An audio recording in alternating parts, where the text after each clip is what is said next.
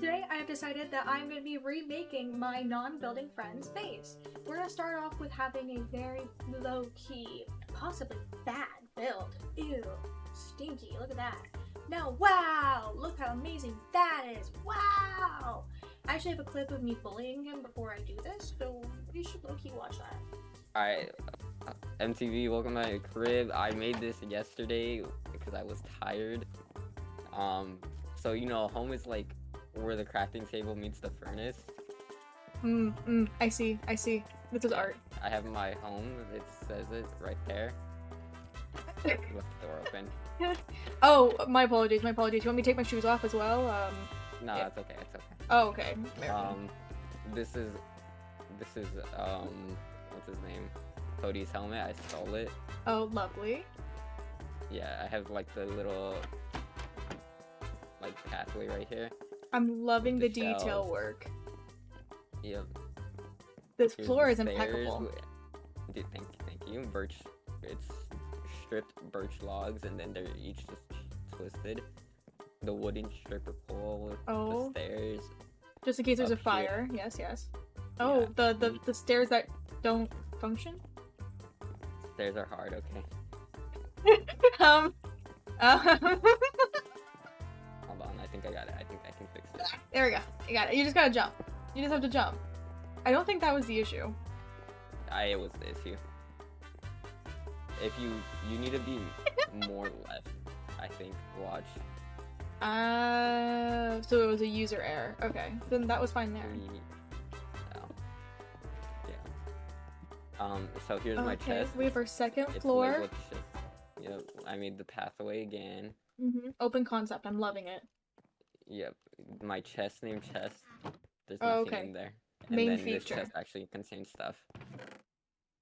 Alright, and this is my payment, or? No, I just made that chest because I had a bunch of stuff that I didn't need. Alright, I'm loving this open concept.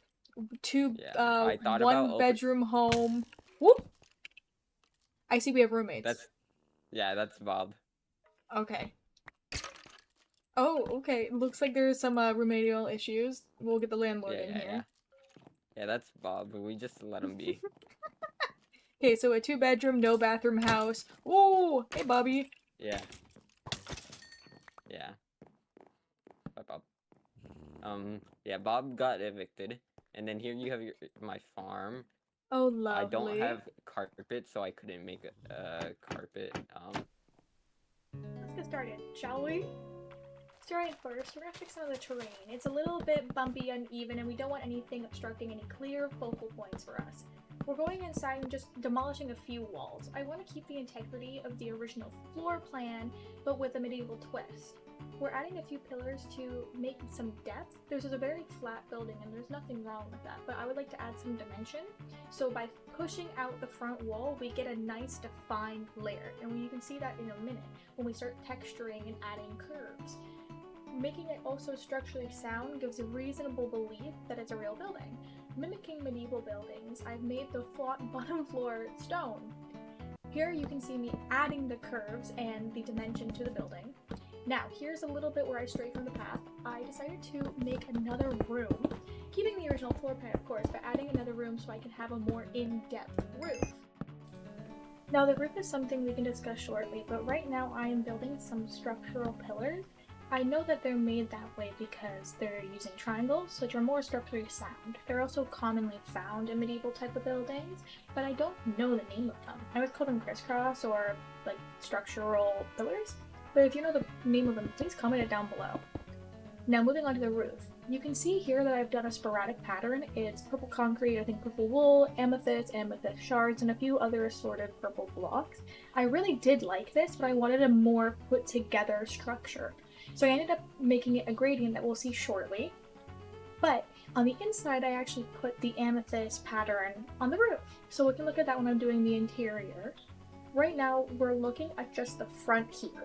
I love what I've done with the windows. The windows have a purple stained glass as its main focal point, but I love the outline of the window. This is my first time doing this technique where it is encusped by spruce trapdoors. and a few stairs, of course, but I like how it's little, but you can tell that there was a deliberate idea put there. Now we're doing the roof. The roofing is always my favorite part, but we're doing the front part, which always stresses me out personally because I forget to count sometimes.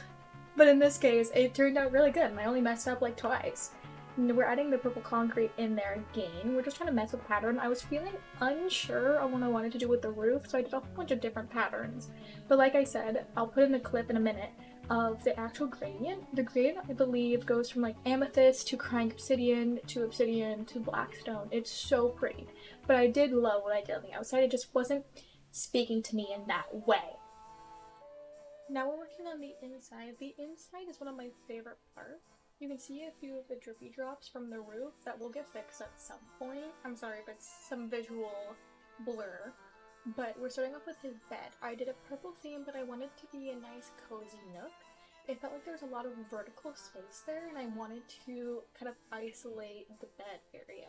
Kind of like the idea of when people put their bed into the closet, so it has like a nook, a safe space almost. I did the same idea.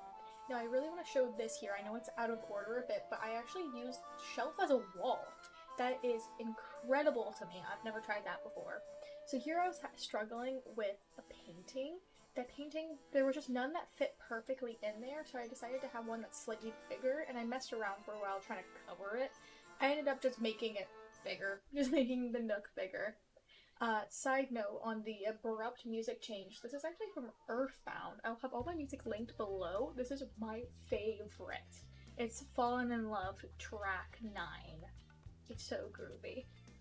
Anyways, back to the build. There's a lot of just fussing about. I would like to place a few blocks, stare at it for 15 minutes, place some more blocks, stare at it for 15 more minutes. Something I wanted to do with this build was trying new techniques. As you just saw there, I wanted to use coral as the rug originally, but there was no way of waterlogging the block underneath since this was an overhang. It would have just directly fallen to the basement, nor using stairs could have helped. So I moved on to later using a normal rug, but with leaf clutter around it. Danny actually was the one who came in here and he was like, you should do this, so it looks really great. I'll fuss with that to end table there for a while.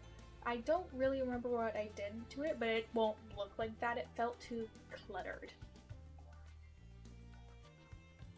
Now here's where I start fixing the roof so the dripping doesn't happen anymore. I'm trying to replicate the original idea for the roof on the outside where it was a whole bunch of miscellaneous mosaic textures. I'm trying to do that again on the roof, but a little bit more cohesive.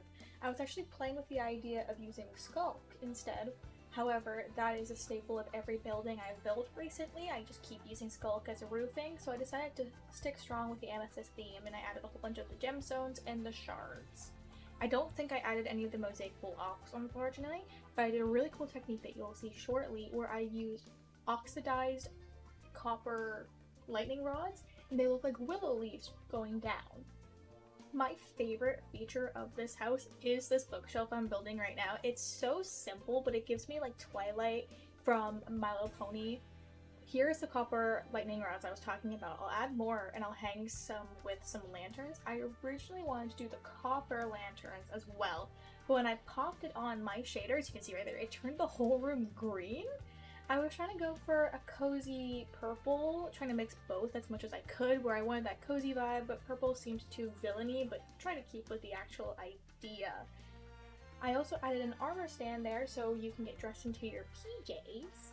I think that's really cool. I was looking to have a whole bunch of unique aspects to the house, but was able to tie it all together with the wood cohesive color palette throughout. I kept adding a whole bunch of beams and supports and I think it worked out in the end, but it was a struggle. We're back at it again with a coral carpet. I desperately wanted that to work, but it would not. Another underrated block is no blocks. I don't. Oh, yes, I was staring at that painting. I love that painting. I love. Sorry. No blocks. No blocks. So I love using no blocks, but I feel like they're an expensive block because I confuse them with the record player, but it's actually quite cheap and I think it's really fun. We were trying to figure out a way for him to be able to play the note block, but I couldn't think of anything, so we just kind of left it like there. And there he goes trying to explain to me something that happened in class with Cobblestone. I don't really know what he was doing there. If you can see there, it's a bit hard. There's a lightning rod in the way, but there is actually an attic space like added on top of the bed. And it's really cute, and there's a whole bunch of those functional blocks that you don't need often. So a whole bunch of barrels or some pots. I think I put a loom up there, as well as a blast furnace and an anvil. Just wrapping up the upstairs, I added the arch from the front of the building back into the room to try to tie all the pieces together. Now me and Danny are trying to figure out what we wanted to do with this shelf because you couldn't have anything too hefty there because it would feel suffocating, but you wanted something there. He really wanted to put his diamonds on there, but I told him no. And I put them on the wall that you can't currently see directly across as like a focal point. Here is where he pointed out the carpet trick with the litter leaf, and it truly brought the place to life. Oh my god, it's so pretty. So moving downstairs, we're going to start with our storage system, which is the primary focus downstairs. I'm doing this by doing some double chests with a pillar in between them. I think there's 6 in total.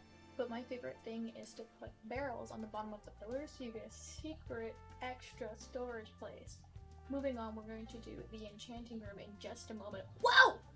It went really fast. Here's the enchanting room. Oh my god, light speed. Okay, well, look at the plan on top with the lichen. It's really pretty. We're gonna do a slow round afterwards, and then in the kitchen, you can also see the blowberries, and you can see the rugs again on the floor with the leaf litter, and you can see some pots and flowers, and my favorite thing. And here we go. We're gonna walk in, and we're gonna get a little tour. You can see the wheat farm. I also made some custom trees on the outside.